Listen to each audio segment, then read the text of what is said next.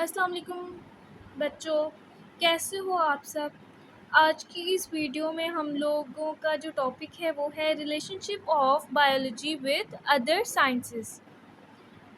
पिछले वाले लेक्चर में हमने पढ़ा था ब्रांचेस के बारे में कि बायो की जो है वो फर्दर कौन कौन सी ब्रांचेस हैं, बायो जो है वो किन किन ब्रांचेस में डिवाइड हो रही है। इस वाले टॉपिक में हमने बायो का ताल्लुक़ पढ़ना है दूसरी साइंसेस के साथ क्या है। सही है। अब देखो बच्चों, बायो में डिफरेंट डिफरेंट तरह की हमने चीज़ें जो है वो लिविंग ऑर्गेनिज्म से रिलेटेड पढ़नी होती हैं। सही है। तो इसके लिए बायो जो है वो डिफरेंट सब्जेक्ट्स के साथ जो है वो रिलेट करती है। सही है। अब आप लोग जो है वो बायो साइंस के स्टूडेंट्स हो तो आप लोगों के पास सब्जेक्ट्स और कौन कौन से हैं साइंस सब्जेक्ट्स। फ़िज़िक्स आप लोग पढ़ रहे हो, केमिस्ट्री पढ़ रहे हो, फिर मैथमेटिक्स पढ़ रहे हो। तो बायो जो है, बायो की जो किताब है वो इन किताबों के साथ भी रिलेट करती है। और वो किस तरह से रिलेट करती है, आज की इस लेक्चर में जो है वो हम इसकी डिटेल्स पढ़ने लगे हैं। सही है। तो आपने जो है वो गौर से समझना है और ये बड़ा मज़े का टॉपिक है। सही है। ओके, तो क्या लिखा हुआ है जी, biology is closely linked with other natural sciences such as chemistry, physics and earth sciences. Bio जो है वो लिंक कर रही है दूसरी साइंसेस के साथ, जैसे कि केमिस्ट्री के साथ, फिज़िक्स के साथ और अर्थ साइंसेस के साथ। ठीक है। These connections help us understand life processes, environmental interactions and the complexities of living organisms। ये जो बायो के जो कनेक्शंस हैं दूसरी जो है वो साइंसेस के साथ जो है, ये हमें किस में हेल्प आउट करते हैं, ये समझने में कि लाइफ प्रोसेसेस किस तरह से जो है वो चल रहे हैं। ज़िंदगी के जो प्रोसेसेस हैं, एक इंसान की बॉडी में जो प्रोसेसेस हैं उनको बेहतर तरीके से समझने के लिए जो है वो ये कनेक्शंस हैं बायो के दूसरी साइंसेस के साथ। ठीक है। इन्वायरमेंटल इंटरेक्शंस को समझने के लिए कि एक ऑर्गेनिज़म अपने माहौल के साथ जो है किस तरह से इंटरेक्ट करता है। जैसे कि जब सर्दियां आती हैं तो हम लोग किस तरह से इंटरेक्ट करते हैं जी, हम लोग गर्म कपड़े निकाल लेते हैं, फिर हम लोग जो है वो हीट लेने के लिए आप लोग हीटर्स वगैरह ऑन कर लेते हो, आग के पास बैठ जाते हो। फिर जब गर्मियाँ आती हैं तो फिर आप लोग क्या करते हो, जो है वो बारीक कपड़े पहन लेते हो, एसी वगैरह ऑन कर लेते हो। तो ये आप लोग अपने माहौल के साथ जो है वो इंटरेक्ट कर रहे हो कि इसको बेहतर तरीके से समझने के लिए जो है बायो जो है वो उसके कनेक्शन है दूसरी साइंसेस के साथ। सही है। And the complexities of living organisms, और लिविंग ऑर्गेनिजम्स की जो पेचीदगियाँ हैं, जो कॉम्प्लेक्सिटीज़ हैं लिविंग ऑर्गेनिजम्स की, जो पेचीदगियाँ हैं उनको समझने के लिए बायो जो है वो रिलेट करती है दूसरे जो है वो सब्जेक्ट्स के साथ। सही है।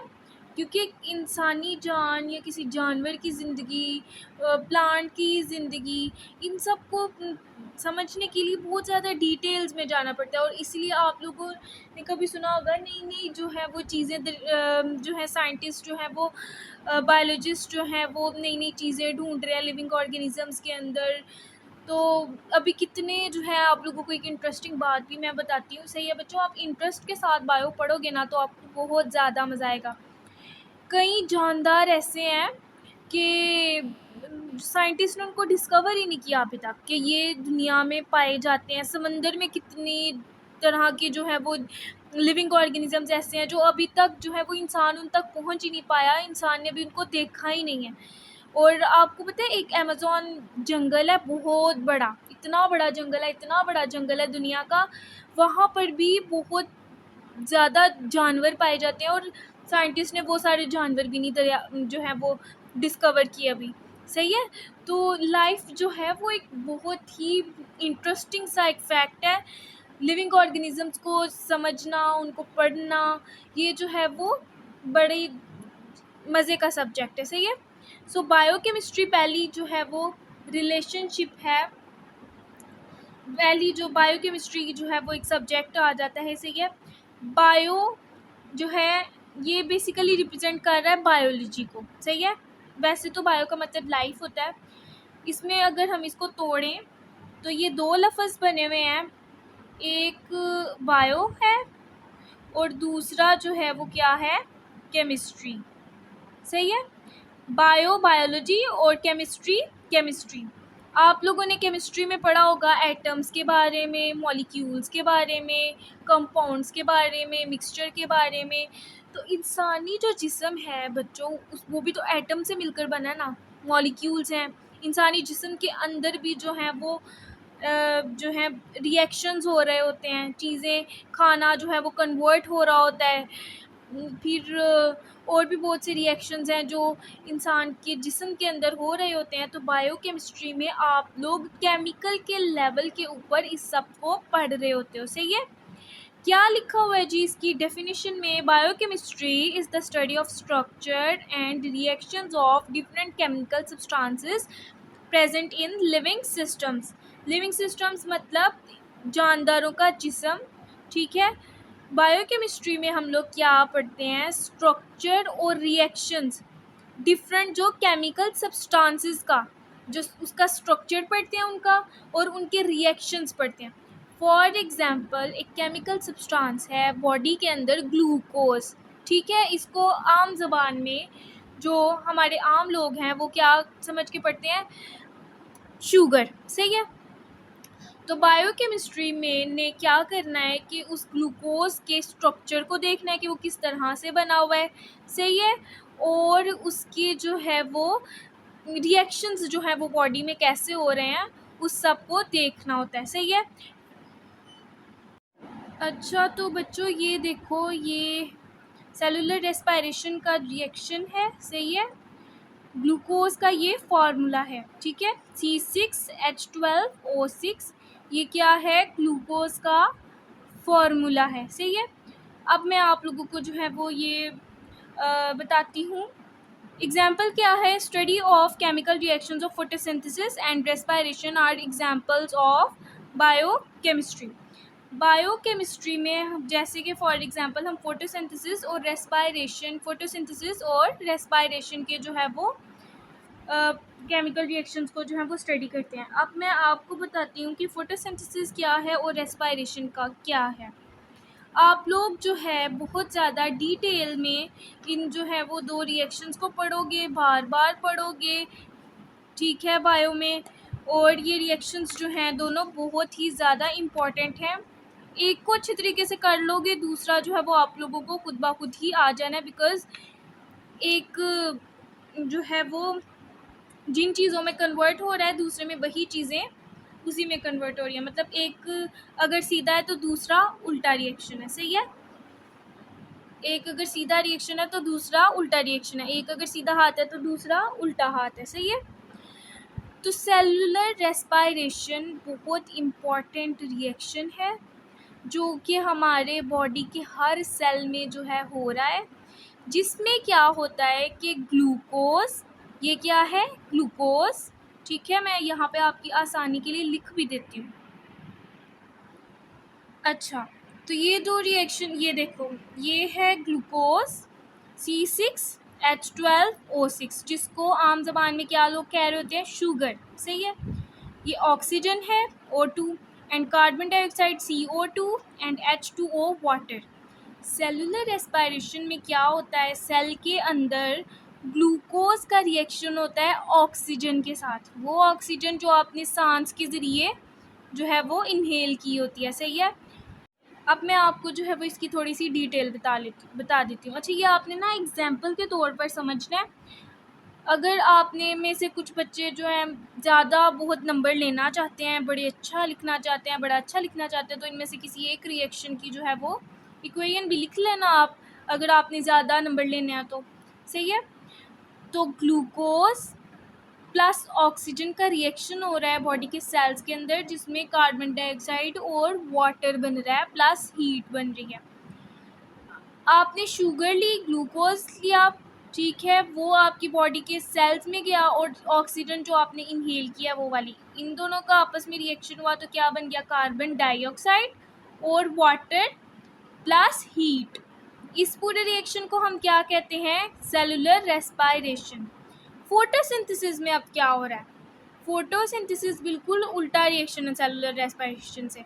सही है। फोटोसिंथेसिस बेसिकली प्लांट्स के अंदर हो रहा है, जिसमें क्या है, carbon dioxide plus water convert हो रहा है ग्लूकोज और ऑक्सीजन के अंदर, किसकी प्रेजेंस में, सनलाइट की प्रेजेंस में और क्लोरोफिल की प्रेजेंस में। ठीक है, तो देखो यहाँ पर ग्लूकोज और ऑक्सीजन मिल रहे थे, इनका रिएक्शन हो रहा था, तो क्या बन रहा था, कार्बन डाइऑक्साइड और वाटर। यहाँ पे कार्बन डाइऑक्साइड और वाटर बन रहे थे, यहाँ पे कार्बन डाइऑक्साइड और वाटर इस्तेमाल हो रहे हैं, और क्या बन रहा है जी, ग्लूकोज प्लस ऑक्सीजन। सही है, तो ये आपके जो है दो वेरी इंपॉर्टेंट रिएक्शंस हैं, इनकी डिटेल्स जो हैं वो आप अच्छे से जो है वो पढ़ोगे आगे जाकर, जैसे जैसे आपका सिलेबस जो है वो आगे जाता जाएगा। ठीक है बच्चों, सो बायोकेमिस्ट्री में हम इस तरह से ये सब पढ़ते हैं। अगला है बायोफिजिक्स। नेक्स्ट पॉइंट है हमारा बायोफिजिक्स। बायोफिजिक्स में क्या लिखा है जी, it deals with the study of principles of physics. मतलब फिज़िक्स के जो प्रिंसिपल्स हैं उनको हमने स्टडी करना होता है बायोफिज़िक्स में। सही है, फिज़िक्स में आप लोग क्या पढ़ते हो जी, क्वांटिटीज़ पढ़ रहे होते हो, यूनिट्स पढ़ रहे होते हो, स्पीड, लेंथ, टाइम, इस तरह की चीज़ें पढ़ रहे होते हो। जैसे फ़िज़िक्स में बच्चों आप लोग पढ़ रहे होते हो क्वांटिटीज़ के बारे में, जैसे कि आ गई speed, length, time, weight, body का वेट है वो किस में मेजर होगा जी, केजीज़ में मेजर होगा। ठीक है, और इसके अलावा आप लोग लीवर के बारे में पढ़ रहे होते हो। अब लीवर क्या है बच्चों, जैसे सीसा आप लोगों के स्कूल्स में भी झूला होगा, एक बच्चा जो है वो एक साइड पे बैठता है, दूसरा बच्चा जो है वो दूसरी साइड पे बैठता है, तो जो भारी वाला बच्चा होता है उसकी वाली साइड नीचे आ जाती है। सो इस तरह की जो है ये, इसको कहते हैं हम लीवर कहते हैं। सही है, जो ये सीसा होता है। सही है, it deals with the study of principles of physics. Physics के प्रिंसिपल्स को स्टडी करना होता है, विच अप्लाई टू बायोलॉजिकल प्रोसेसेस, जो कि बायो में इस्तेमाल होते हैं, बायोलॉजिकल प्रोसेसेस में इस्तेमाल होते हैं, वो सब हम पढ़ते हैं बायोफिजिक्स के अंदर। फॉर एग्जाम्पल, वेट बच्चों एक मिनट रुक जाओ।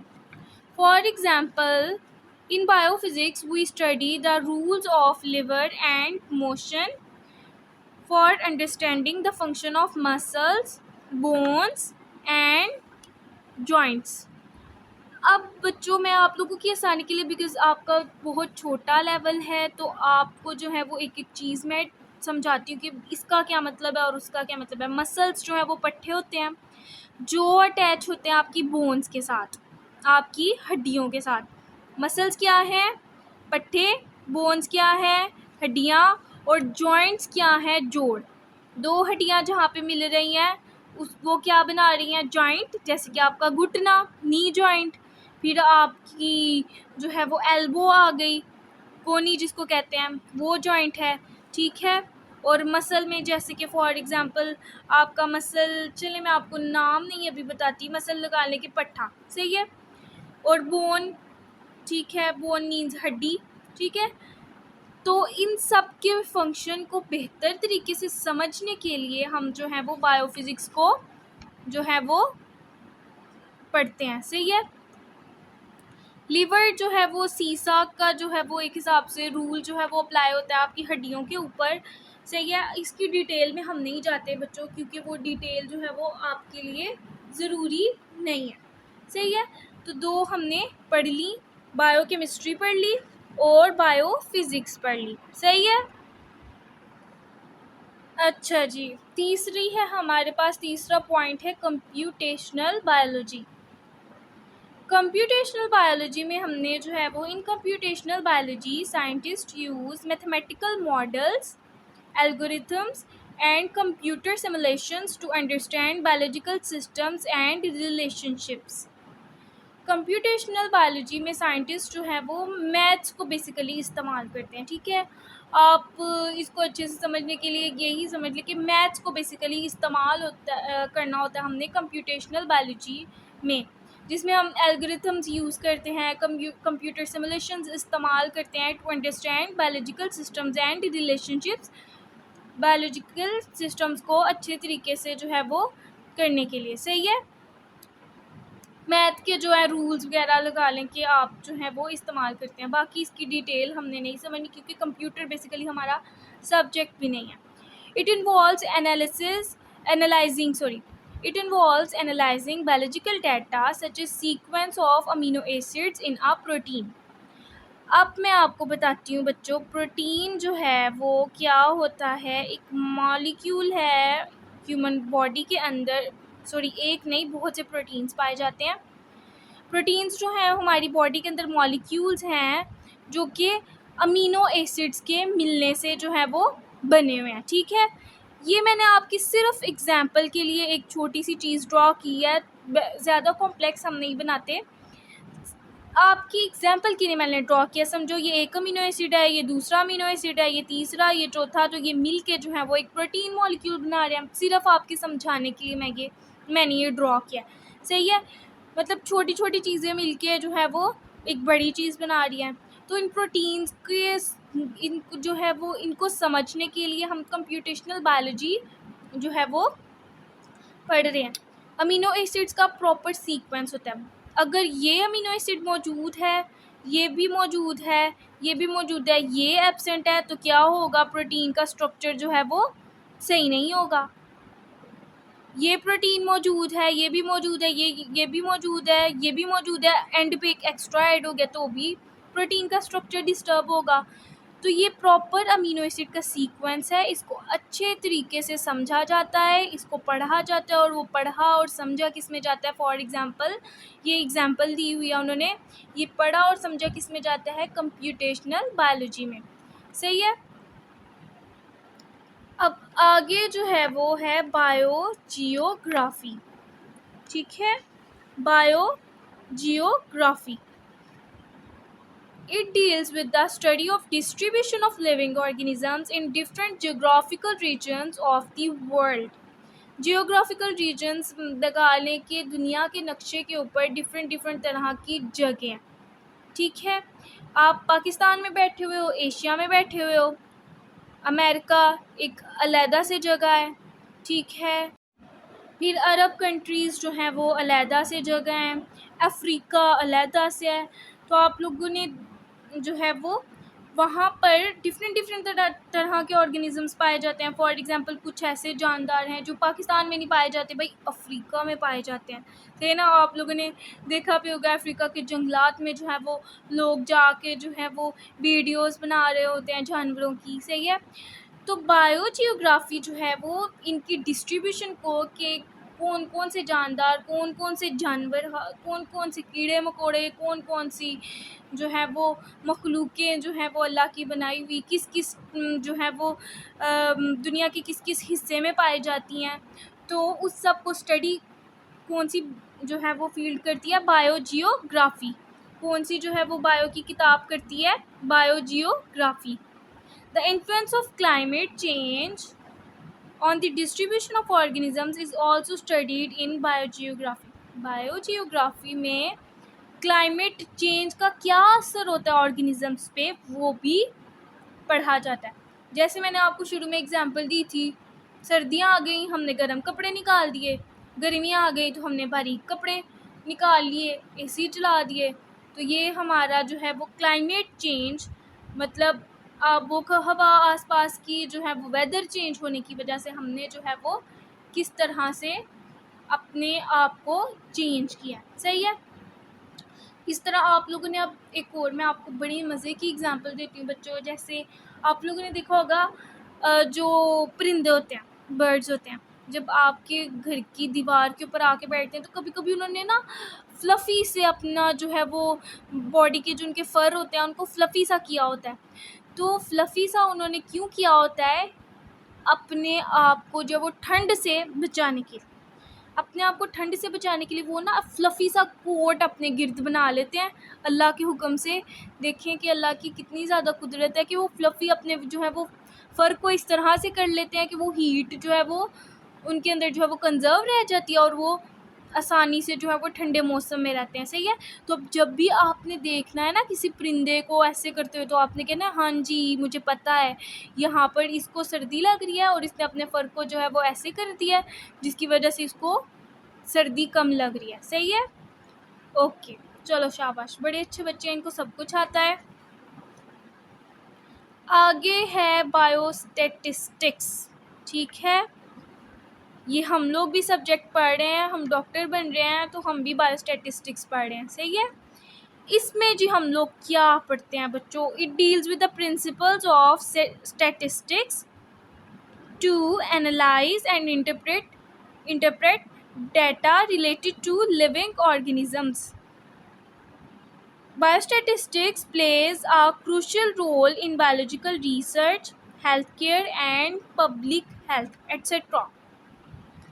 बायोस्टैटिस्टिक्स में बच्चों हमने क्या पढ़ना होता है कि स्टैटिस्टिक्स के जो रूल्स हैं, स्टैटिस्टिक्स भी एक सब्जेक्ट है जिसमें क्या होता है बच्चों, डेटा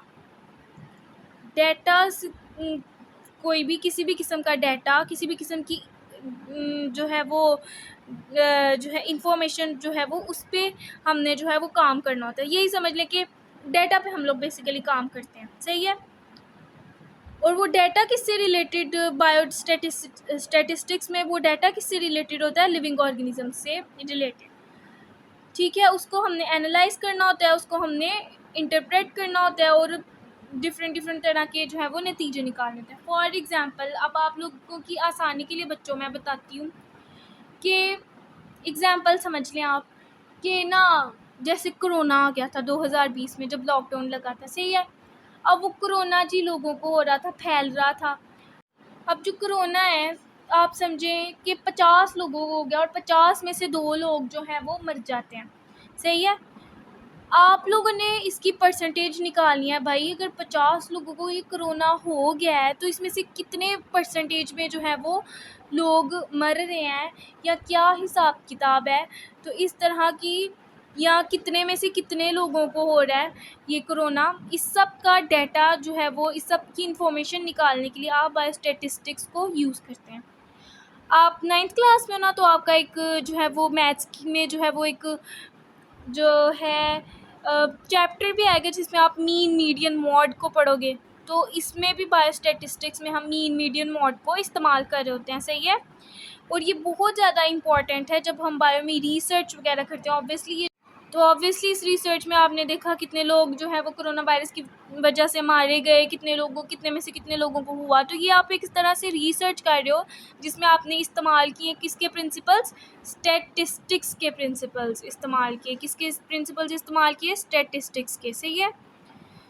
और उसके अलावा ये इस्तेमाल होता है हेल्थ केयर सिस्टम में, पब्लिक हेल्थ में, ठीक है, जो आवाम की जो हेल्थ है।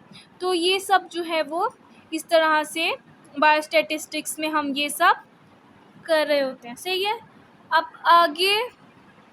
आगे हमारे 2 पॉइंट्स रह गए हैं बच्चों, बायोटेक्नोलॉजी और बायो इकोनॉमिक्स। अब बायोटेक्नोलॉजी में हम क्या करते हैं, ये भी 2 लफ्ज़ हैं, बायो और टेक्नोलॉजी। बायो में बायोलॉजी से ये रिलेट कर रहा है और टेक्नोलॉजी जो है जिस तरह से टेक जो है वो बहुत ज़्यादा कई बच्चों को पसंद होती है टेक्नोलॉजी, जैसे कि डिफरेंट तरह की डिवाइसेस हैं, इंस्ट्रूमेंट्स डिफरेंट तरह की। एक आ जाता है बायो, पहला वर्ड बायो आ गया और दूसरा जो है वो टेक्नोलॉजी। बायोलॉजी सही है, और टेक्नोलॉजी जो है वो टेक का जो है वो हम इसमें सब कुछ, जैसे कि फॉर एग्जांपल कई लोगों को डिवाइसेस में बड़ा इंटरेस्ट होता है, सही है। तो ये वो वाली ब्रांच फील्ड है टेक्नोलॉजी, सही है। It deals with the use of living organisms of their components to develop beneficial products or processes for various fields including healthcare, agriculture and environmental management. इसमें जो है हम लिविंग ऑर्गेनिजम्स को जो है उनके कंपोनेंट्स को अपने फ़ायदे के लिए इस्तेमाल करते हैं, ठीक है, डिफरेंट प्रोडक्ट्स बनाने के लिए जो कि फर्दर जो है वो डिफरेंट फील्ड्स में इस्तेमाल होती हैं, जैसे कि हेल्थ केयर में, एग्रीकल्चर ज़राअत में, और इन्वायरमेंटल मैनेजमेंट के लिए जो है वो इस्तेमाल होती हैं। सही है। For example, biotechnologist use bacteria for the production of insulin to treat diabetic patients. अच्छा बच्चों, बहुत से आपके बच्चों के जो घरों पे जो है वो शुगर के मरीज़ होंगे, उनको हम क्या कहते हैं? Diabetic patients. उनको हम क्या कहते हैं? बहुत से बच्चों के घरों पे होते हैं डायबिटिक पेशेंट्स। डायबिटिक पेशेंट्स को हम शुगर के मरीज़ कहते हैं, ठीक है। उनको क्या चाहिए होती है जी? इंसुलिन का इंजेक्शन आपकी नानी, कई कई बच्चों की दादी लगाती होंगी। सही है। तो ये जो इंसुलिन है, इसके लिए जो है वो बैक्टीरिया इस्तेमाल होता है। सही है बच्चों, एक किस्म का बैक्टीरिया इस्तेमाल होता है। बैक्टीरिया पता है क्या है? जो आम इंसानी आँख से दिखाई नहीं देता, उसके लिए माइक्रोस्कोप इस्तेमाल करते हैं। सही है। तो उस बैक्टीरिया को इस्तेमाल करके जो है वो इंसुलिन बनाई जाती है, ठीक है। और इसके साथ डील कौन करता है? बायोटेक्नोलॉजिस्ट डील करते हैं। और जो फील्ड हमारे जो इस्तेमाल में आती है वो है बायोटेक्नोलॉजी। सही है। देख लो हम किस तरह से माइक्रो ऑर्गेनिज़म्स को, डिफरेंट ऑर्गेनिज़म्स को इस्तेमाल कर रहे हैं अपने फ़ायदे के लिए। सही है। अब जब इंसुलिन लगाएंगे ना आपके बड़ों में से कोई, वैसे अल्लाह करे कि बीमारी कभी भी किसी को ना हो, लेकिन पाकिस्तान में फैल रही है, तो अल्लाह खैर करे, आमीन। तो अब जब आपका बड़ा इंसुलिन लगाएगा ना कोई, या फिर आपके आसपास, तो आपने कहना मुझे पता है ये बैक्टीरिया को इस्तेमाल करके बनाई गई है बायोटेक्नोलॉजी में, ठीक है। तो अपनी जो नॉलेज को आप जो है वो डेली लाइफ में यूज़ किया करो। सही है बच्चों। आगे है बायो इकोनॉमिक्स। सही है। अब जो है बायो इकोनॉमिक्स में क्या है? It deals with the study of organisms from economical point of view. मतलब माशियाती तौर पे जो है हम ऑर्गेनिजम्स को जो है वो स्टडी करते हैं। In bio economics, scientist calculate the cost and profit of biological projects for the production of for example production of new variety of crops। बायोइकोनॉमिक्स में जो है वो माशियाती तौर पर जो है ऑर्गेनिजम्स के साथ डील किया जाता है, ठीक है। फॉर एग्जांपल कुछ ना बायोलॉजी के प्रोजेक्ट्स होते हैं। सही है। उसमें हमने कैलकुलेट करना है कि आखिर प्रोजेक्ट्स होते हैं। सही है। उसमें हम लोग कॉस्ट की कितना जो है वो ख़र्चा है, कितना प्रॉफिट हुआ है, उस सब को हम कैलकुलेट करते हैं। फॉर एग्जांपल कि अगर किसी ने नई जो है वो क्रॉप्स उगानी है, नई जो है वो किसी ने अगर जो है वो नई फसलें उगानी है, तो उसके लिए उसने एक प्रोजेक्ट बना दिया, ठीक है। उसके लिए उसने क्या किया? एक बायोलॉजिकल प्रोजेक्ट बना दिया। उसमें उसने कैलकुलेट किया, भाई इतना पैसा मुझे आना है, इतना पैसा जो है ये लगना है, इतना पैसा मुझे प्रॉफिट के तौर पे आएगा। तो ये सब कैलकुलेशन जो है वो बायो इकोनॉमिक्स में होती है। बायो इकोनॉमिक्स समझ लें आपके पैसों का चक्कर है, पैसों का चक्कर है। सही है।